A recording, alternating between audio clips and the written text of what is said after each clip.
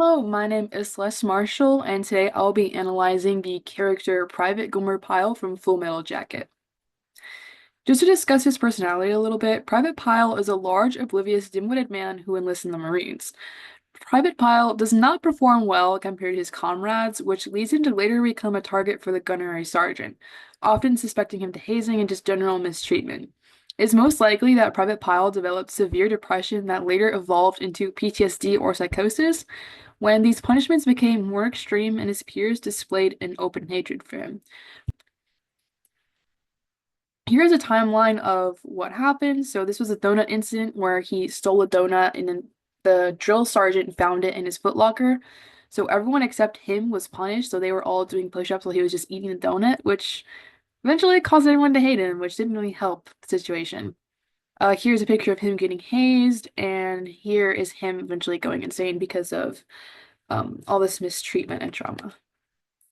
A couple of symptoms he experienced in the movie includes emotional withdrawal. So even from the very beginning, he was a very socially awkward, shy man who was already kind of isolated from the group, and especially after he started being kind of the black sheep of the group, always messing up and everyone getting punished for it, did not help him to fit in.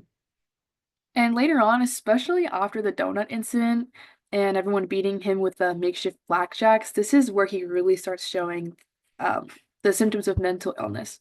So here's a picture of him talking to his rifle while they're cleaning them, and one of his buddies notices but doesn't really say anything. Later on, these events lead him to go insane.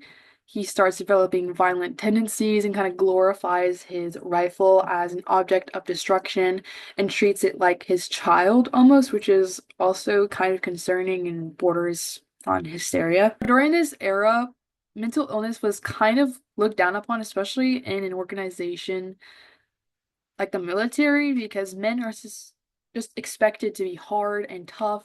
And if they mention they were struggling with something or they are seen struggling from mental illness, they're just seen as weak, told to suck it up.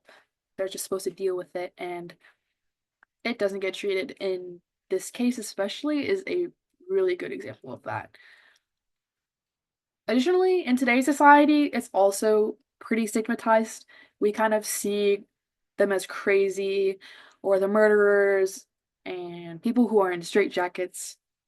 Those are the ones that have mental illness. But in reality, most people with mental illnesses are not violent. This is just an extreme case of psychosis or PTSD. So, how I would treat this patient is I would include things such as psychotherapy, such as cognitive behavioral therapy, to address the root causes of his distress and teach him positive coping mechanisms.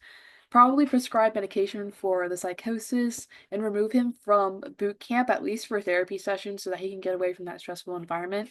In addition to monitoring his behavior, because he is very volatile and especially violent right before his mental breakdown, just to see his progression. Ethical concerns regarding Paul's case of mental illness includes the failure of his superiors to recognize his symptoms and mental illness.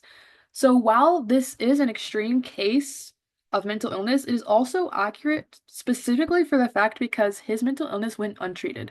This is the only reason why it progressed so rapidly and so severely to where he committed such horrendous acts, such as whenever he killed himself and the drill instructor.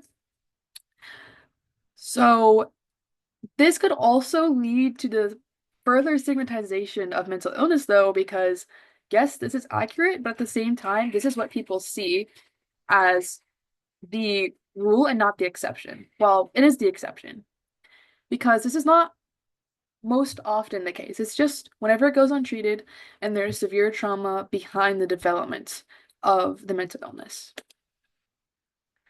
To further explain this, the movie does, while it also raises awareness of mental illness in a way, it just kind of solidifies the fact that people view mentally ill people as crazy, insane murderers, while it is not always the case. Another thing I forgot to mention is a couple symptoms he didn't really openly experience in the movie include sleep deprivation. That is all. Thank you for listening, and I hope you learned something.